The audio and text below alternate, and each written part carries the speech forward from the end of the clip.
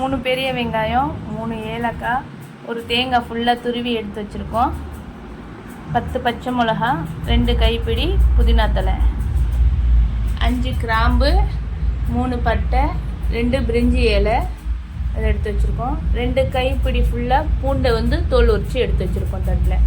Friends, இது ஈஸியாக இருக்கும் ரெசிபி. ஒரு வாணலியில் எண்ணெய் ஊற்றி கிராம்பு போடுறோம்.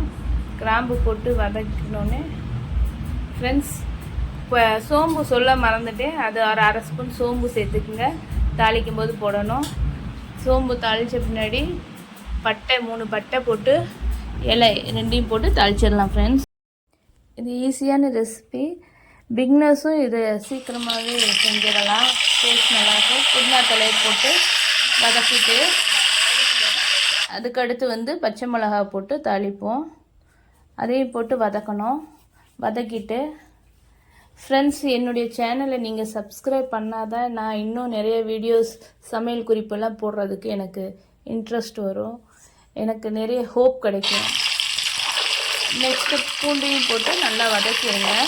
கொஞ்சம் ரெட்டிஷ் ஆகிற அளவுக்கு வதக்கிட்டு நெக்ஸ்ட்டு வந்து நெய் கொஞ்சம் ஊற்றிட்டு, நெய் ஊற்றினா அந்த ஃப்ளேவர் வந்து பூண்டுலலாம் இறங்கும் பச்சை மிளகாவில். நெக்ஸ்ட்டு வந்து ஆனியனையும் போட்டு வதக்குங்க.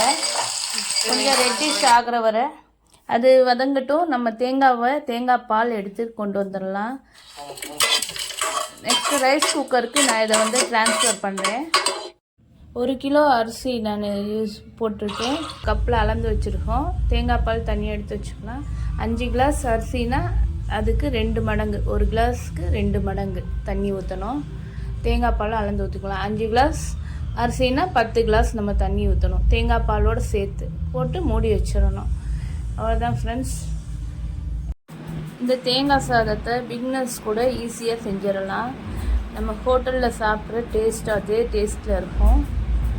சிம்பிளாக இருக்கும். ஈஸியான ரெசிபி. நம்ம எதுவுமே நிறைய அரைக்க தேவையில்லை.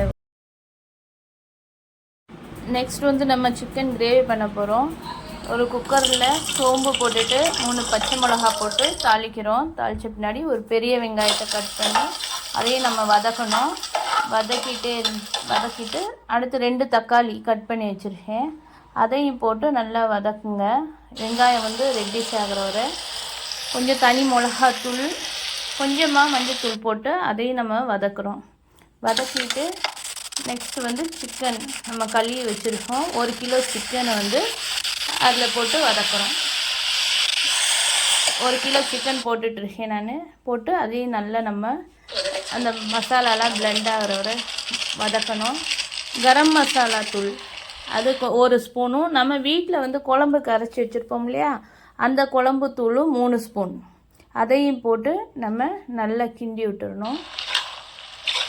கிண்டி விட்டு கொஞ்சம் நேரம் ஒரு 5 நிமிஷமாவது கிண்டிகிட்டே இருக்கணும். ஏன்னா அப்போ தான் அந்த வந்து ஆயில் பிரிஞ்சு வரும். உப்பு தேவையான அளவு கொஞ்சமாக உப்பு போட்டுக்குங்க. உப்பு போட்டு அதையும் நல்லா வதக்கணும். நம்ம தயிர் நெக்ஸ்ட் வந்து தயிர் ஊற்றுறது எதுக்குன்னா சிக்கன் வந்து சாஃப்டாக இருக்கும். இது வந்து அரைக்கிறதுக்கு சின்ன வெங்காயம், தக்காளி, சோம்பு, 1 ஸ்பூன் சோம்பு, இஞ்சி பூண்டு விழுது, அவ்வளோதான். இது எல்லாத்தையும் அரைச்சி பச்சையாகவே அரைச்சி இந்த மசாலாவோடு மிக்ஸ் பண்ணணும்.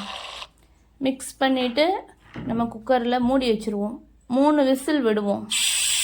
3 விசில் விட்ட பின்னாடி ஓப்பன் பண்ணி பார்த்திங்கன்னா இந்த மாதிரி எண்ணெய் தனியாக பிரிஞ்சு வந்துருக்கும். அது மேலே நம்ம கொத்தமல்லியை தூவி அவ்வளோதான், இறக்கிடலாம்.